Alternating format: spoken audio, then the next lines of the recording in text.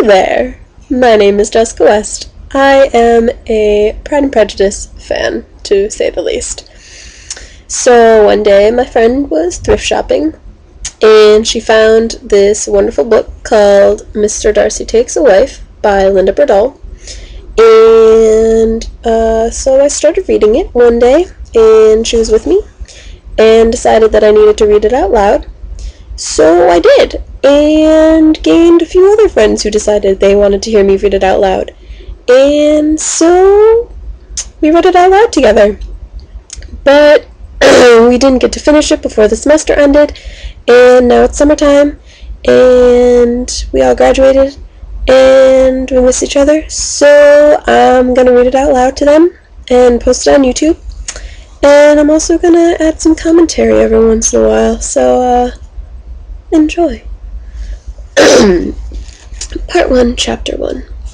As plush a coach as it was, recent rains tried even its heavy springs. Hence, the road to Derbyshire was betimes a bit jarring. Mr. Darcy, with all gentlemanly solicitousness, offered the new Mrs. Darcy a pillow upon which to sit to cushion the ride. It was a plump, tasseled affair, not at all discreet. His making an issue of her sore nether end was a mortification in and of itself, but as Elizabeth harbored the conviction that she had adopted a peculiar gait as a result of her most recent, by reason of matrimony, pursuits, her much abused dignity forbade her to accept such a blatant admission of conjugal congress. Thus, the cushion was refused. Dignity notwithstanding, the unrelenting jiggle of the carriage demanded by the puddles bade her eye that same pillow wistfully as its soft comfort lay wasted upon the empty seat opposite them. As she clung to the hand-grip, she knew it was indefensibly foolish not to admit to her husband that he was justified in suspecting that she needed it, but at that moment, not making concession to him was a matter of principle. Suffering both from the road and from knowing herself unreasonably miffed, she submitted to the silent chastisement that she must learn to accept the perversely quixotic turn of her new husband. As each and every muddy mile they travelled diminished the distance betwixt Elizabeth and the awesome duty that awaited her as mistress of such a vast estate as Pemberley, she became ever more uneasy. It was not that she had only then fully comprehended what awaited her, for she had, at least as comprehensively as it was possible. Hitherto there had been the excitement of the wedding, and moreover the anticipation of connubial pleasures with Mr. Darcy had buffered her from the daunting devoir that lay ahead. In soothing her newly appreciated trepidation, her husband was of no help whatsoever.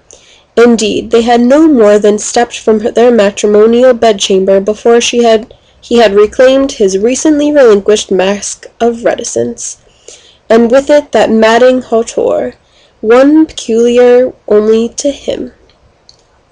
It was only subsequent to their engagement that he had ceased addressing her as Miss Bennet in lieu of her Christian name.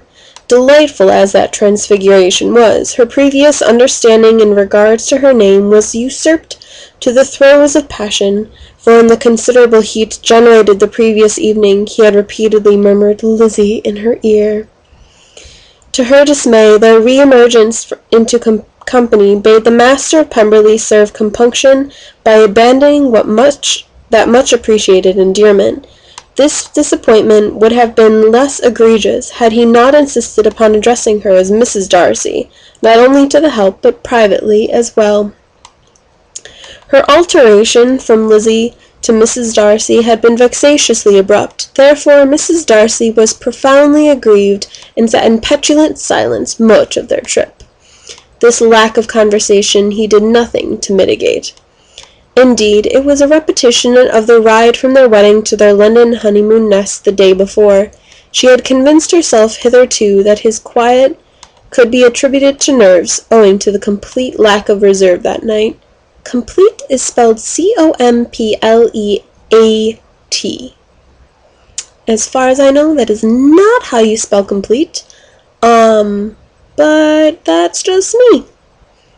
Presently she had not a clue why he was being quiet, just in case you lost that there.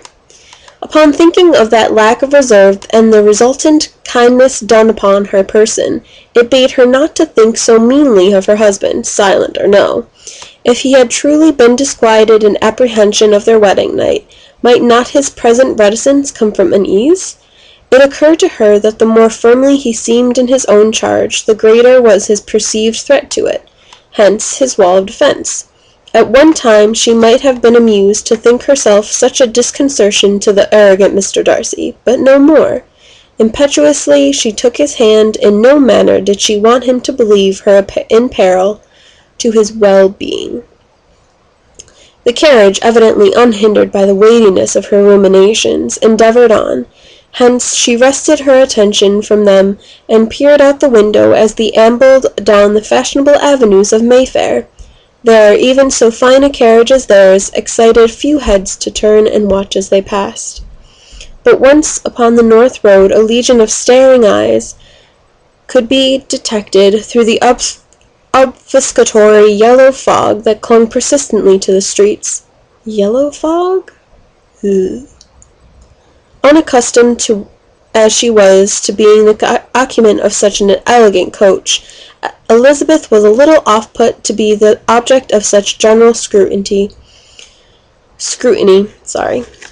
Mr. Darcy, however, was, as was his habit, practised an imperious gaze just at the horizon, reflecting neither distaste nor notice of the gawking. They broke their journey up for a spare midday meal at a plain but tidy inn. This rest occasioned the innkeeper and his wife into whimpering subservience, thus enlightening Elizabeth to the extreme deference she must weather as Mr. Darcy's wife. The brevity of their stop was in all probability ultimately a good thing, blessedly truncating as it did the publican couple's display. The next fit of veneration from a person of lesser birth than the Darcys, i.e., just about everyone, would not be so unexpected. Elizabeth promised herself that she would practice Darcy's patrician inscrutability and elude the urge to tell those servile persons they had undoubtedly mistaken her for someone else. While still partaking in their meal, Darcy apologized unnecessarily upon the austere winter dressing of this county. He said, "I am happy, Elizabeth, that you have seen Derbyshire in the summer. I fear the gloom of winter does not show it at its best." Like my Darcy voice. Such it was his formality, she could not help but respond in kind, dipping her head and smiling as if she had responded to a stranger at a dinner party. Small consolation, but at the very least he was calling her Elizabeth once more. Whereupon she endeavoured in her thoughts to retrace their steps that forenoon, wondering what, if anything at all, she could have done to cause his emotional retreat from her. For had they not parted from each other's arms reluctantly and in all good humour? The single unseemliness bechanced in her dressing-room. He was completely unaware of it, and as this impropriety was of an extremely personal nature, it was absolutely unobserved. Her bath had been drawn before she appeared. When she saw it there, hot and inviting, she was struck by an old caprice, and with little contemplation she took the bar of soap and dropped it in the tub, allowing it to sink to the bottom and melt. Thereupon she wrapped herself in a towel and let the steam curl her hair into an untidy frouse. In time a waiting woman appeared to help her dress and curl her hair into a reasonably fashionable design. Elizabeth allowed the maid to believe her bath had been completed. All this subterfuge was to a single end. She did not want to wash her husband from her body. Scandalous! It was not premeditated. The decision was not made until she looked into the clear hot water. She did not want to be daintied. She wanted to be able to smell his aroma emanating from her own body. If it was common to want to do such a thing, so be it.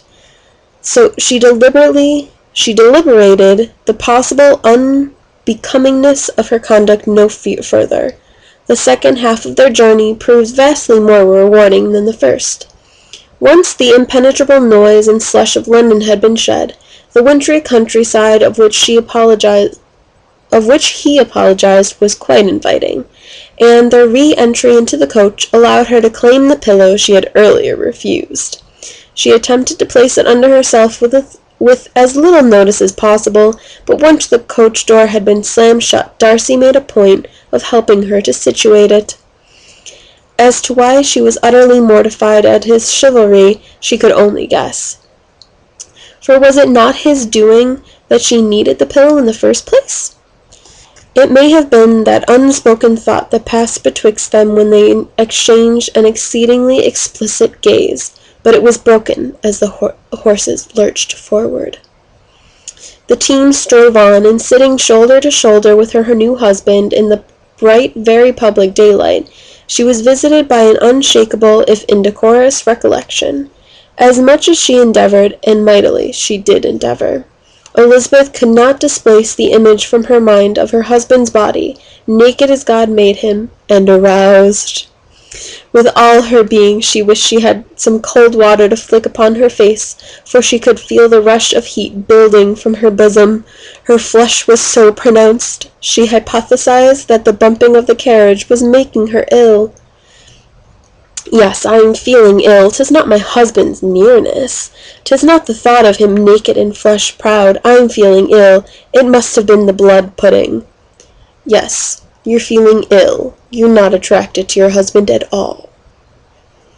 Silently she fretted that the relentless throbbing of her chest might cause her permanent affliction. She did not want to be a sickly wife, but in her heart she knew herself not truly ill. Would she want so very much to leap into his arms had she been afflicted? As she lay her head back against the seat, quite unknowingly, she emanated a deep sigh. Regrettably, she thereby gifted herself further disconcertion by reason of his hand alighting upon her knee.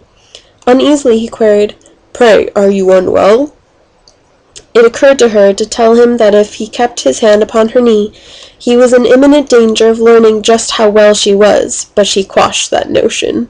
"Ooh. I am quite well, I thank you," she said. The assurance evidently did not persuade him of the felicity of her health, for his hand began a small, reassuring caress. This manipulation was unsuccessfully ignored by Elizabeth, for as he gazed impassively out the window at the passing countryside, the seemingly independent action of his hand expanded to an outright stroking of the inside of her thigh. Soundly she clamped her hand down atop his, certain that if she did not stop him, her eyes might actually roll back in her head. This constraining grasp was largely ignored. His fingertips continued their caress. In time, the rocking of the carriage and his rhythmic stroking influenced her own hand to relinquish its grip. Lulled into a nearly trance-like state, she almost gave a start when he spoke.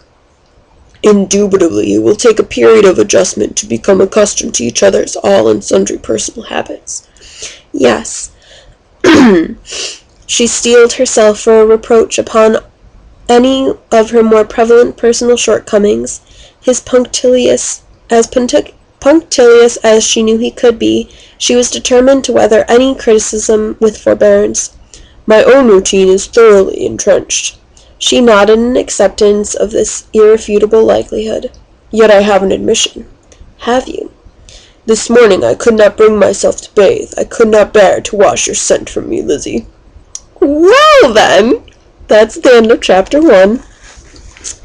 And yeah, well, looks like they do want each other, but they're too scared to do anything. So there's the first video, part 1, chapter 1. See you later.